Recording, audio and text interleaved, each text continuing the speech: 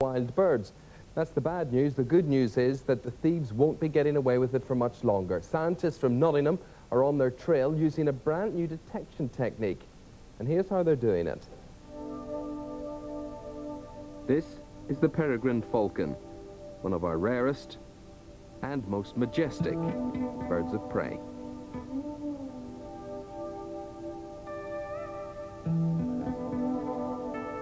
In the wild, the peregrine falcon is a Grade 1 protected species, free to range over the wild cliffs that are its natural home. It nests and lays its eggs in some very inaccessible places. But even here, its precious eggs are threatened by the greed of another predator. Thieves take the wild eggs and sell them to unscrupulous breeders for hundreds of pounds. The eggs then hatch, and these breeders illegally register the chicks as birds they have legally bred themselves. The Department of Environment then issues an identification ring, and the stolen chicks are in effect laundered. Once they got home with the goods, as it were, with the eggs and with the chicks, you had virtually no chance of catching them. Once they had that ring on their leg, you can't tell whether that's a wild bird or a captive bred. These wild birds can then be sold for up to £1,000 a time to unsuspecting falconers who are allowed to keep captive bred birds for display. But the Royal Society for the Protection of Birds has finally managed to curb this illegal trade. How did they do it? A racket in selling some of Britain's rarest birds has been smashed by DNA testing. Following that police raid on a breeder's house in Essex, the RSPB took blood samples from his birds. These proved that the birds were not the offspring of his own legally held falcons, but had been stolen from the wild. The breeder was sent to prison. How was he convicted? Well, with this: desoxyribonucleic acid, or DNA, which provides the building blocks for the genes which every living creature carries within its body cells. Everyone's DNA is unique. It's like a chemical fingerprint. Like everybody else, this chick inherits half its DNA from its mother and the other half from its father.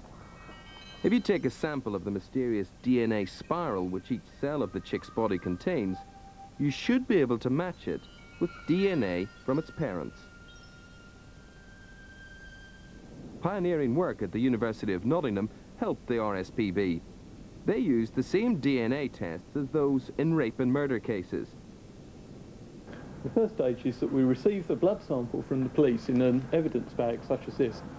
We take from the blood literally just one drop, and this is then mixed with a solution which separates the DNA away from the fats and proteins and other stuff that we're not interested in. Next, John has to analyze the DNA in detail. To do this, he adds a blue dye to the DNA fragments and drops them onto a gel in this glass box. He then sends an electric current through the gel, which causes the DNA fragments to move across it. The bigger the fragment, the slower it travels. The results of the experiment are then X-rayed.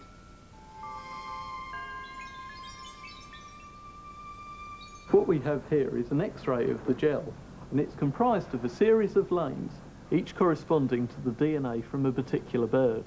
Our expectation is that each chick will have two bands, one of which will be exactly level with the band in its father, and one of which will be exactly level with the band in its mother.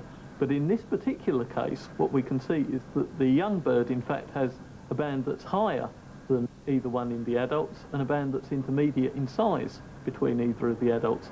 Because these bands don't match up with either of the adults, we can take this as very strong evidence that the young bird is unrelated to either its claimed mother or father, and therefore is probably a bird that originated from the wild. The DNA testing was an amazing breakthrough for the RSPB. Now there's a real chance they can protect the wild falcon population. The thing about genetic fingerprinting is that the bird itself is the evidence. So people who have claimed to have bred peregrines 5 and 6 years ago, you can still go and check their breeding claims. So there are no doubt a number of breeders out there who are very worried about what they've done in the past.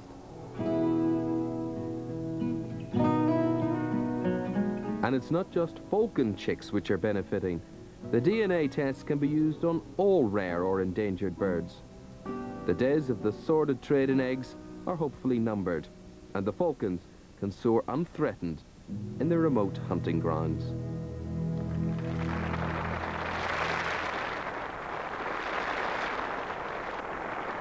Now, watching that film in the studio with me is Guy Sharrock. Guy is from the Royal Society for the Protection of Birds, and Debbie Davenport, who is a professional falconer. Guy, we've seen the film there. We've seen how this DNA testing is done, but how successful has the technique actually been? Well, it's been wonderful, really. We've now had 8 cases before the court. What we've seen less nest robberies in the wild in many places. We've also seen less birds being bred in captivity. And we think that's because a number of falconers are now too scared to take these birds from the wild. So it's been very successful. So it's working as far as you're concerned.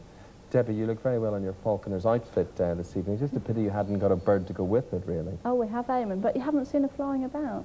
Funny enough, no. Oh, well, we'll give her a shout then. Really? Maggie! Ooh, wow. Wasn't that impressive?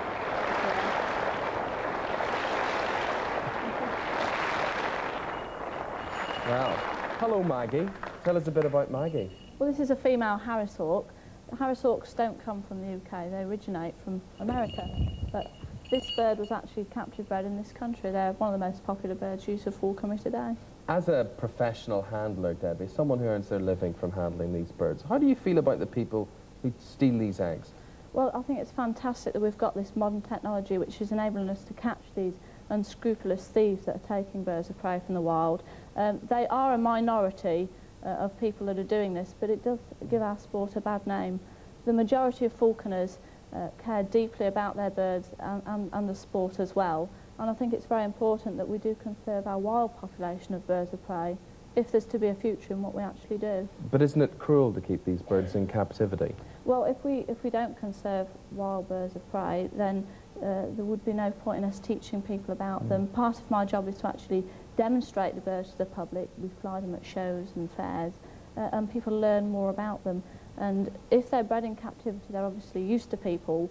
We train them from a very early age that they become used to flying in an environment like this. The bird's obviously not bothered at all by the lights or the sound. She's been brought up as a bird, a working bird. She's a working bird. She's not a pet.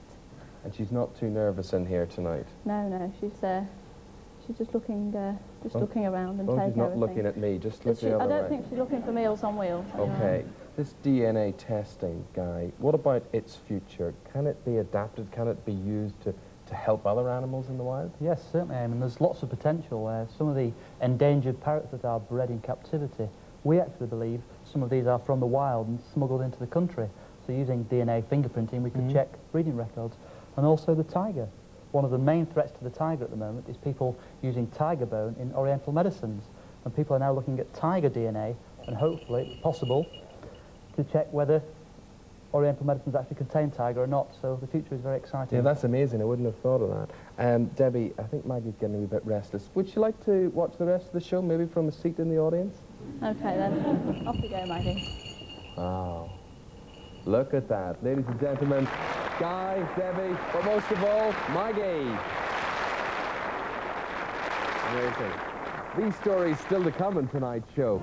How the lost children of Rwanda are finally finding their way back to their families.